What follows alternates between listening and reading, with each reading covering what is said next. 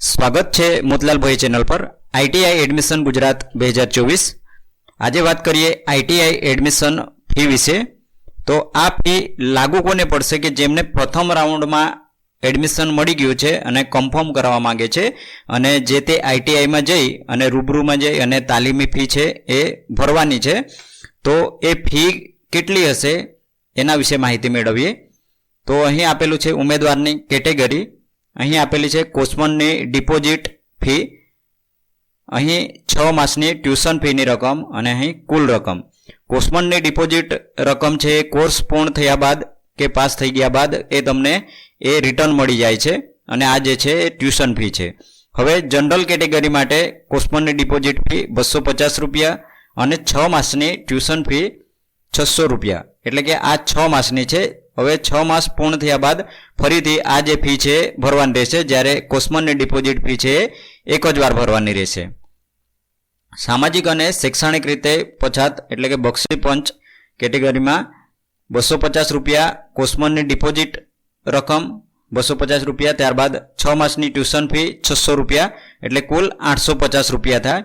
આર્થિક રીતે નબળા વર્ગો એટલે ઈડબ્લ્યુએસ માટે કોર્સમનની ડિપોઝિટ 250 રૂપિયા અને ટ્યુશન ફી 600 રૂપિયા, એટલે ટોટલ 850 રૂપિયા।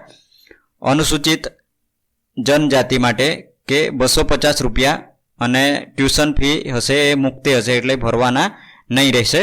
તો 250 રૂપિયા કોર્સમનની ડિપોઝિટ ફી ભરવાની રહેશે। અનુસૂચિત જાતિ માટે પણ એ રીતે 250 રૂપિયા, 600 રૂપિયા એ જે ટ્યુશન ફી છે એમાં મુક્તિ રહેશે। મહિલાઓ માટે 250 રૂપિયા, બરાબર। હવે કેટેગરી કોઈ પણ હોય, મહિલાઓ માટે કોમન હશે કે 250 રૂપિયા ટ્યુશન ફીમાં મુક્તિ હશે એટલે ટોટલ 250 રૂપિયા ભરવાના। દિવ્યાંગ ઉમેદવારો માટે 250 રૂપિયા ટ્યુશન ફીમાં મુક્તિ હશે એટલે ટોટલ 250 રૂપિયા ભરવાના રહેશે। હવે ફી માટેની અગત્યની સૂચનાઓ જોઈ લઈએ કે જો પ્રવેશ સમયે તમામ અસલ પ્રમાણપત્રોની ખરાઈ યોગ્ય જણાય તો ઉમેદવારનો પ્રવેશ ઓનલાઈન પોર્ટલ પર કન્ફર્મ કરી લાગુ પડતી ટ્યુશન ફી સરકારી તથા ગ્રાન્ટ એન્ડ એડ સંસ્થા ખાતે પ્રવેશ મેળવેલ ઉમેદવારના લોગિનમાંથી ઓનલાઈન ભરવાની રહેશે। જો ઉમેદવાર પાસે પ્રવેશ કન્ફર્મ કરાવતા સમયે ઓનલાઈન ટ્યુશન ફી ભરવા અંગેનું પ્રાવધાન ઉપલબ્ધ ના હોય તો આપેલ સમય મર્યાદામાં ટ્યુશન ફી ભરવા અંગે ઉમેદવારને જાણ કરવાની રહેશે, તથા જો ટ્યુશન ફી સમય મર્યાદામાં ભરવામાં નહીં આવે તો ઉમેદવારનો પ્રવેશ આપોઆપ રદ થવા પાત્ર ગણાશે। હવે ઉમેદવારની કોર્સમનની ડિપોઝિટ ફી સંસ્થા કક્ષાએ ઓફલાઈન મોડમાં લેવાની રહેશે, એટલે જે 250 રૂપિયા છે એ તો ઓફલાઈન મોડમાં કે સંસ્થા ખાતે ભરાઈ જશે, બરાબર, કે જે ડિપોઝિટ છે। જે વાત છે એ ટ્યુશન ફી માટેની છે, તો ટ્યુશન ફી કે એકવાર એડમિશન કન્ફર્મ કર્યા બાદ ઉમેદવારના લોગિનમાંથી ઓનલાઈન ભરવાની રહેશે। તો એ જે તે સમયે એડમિશન કન્ફર્મ કરાવ્યા બાદ તમને જે એડમિશનમાં જે આઈટીઆઈમાં એડમિશન લીધું છે તો ત્યાં તમને માહિતી આપવામાં આવશે।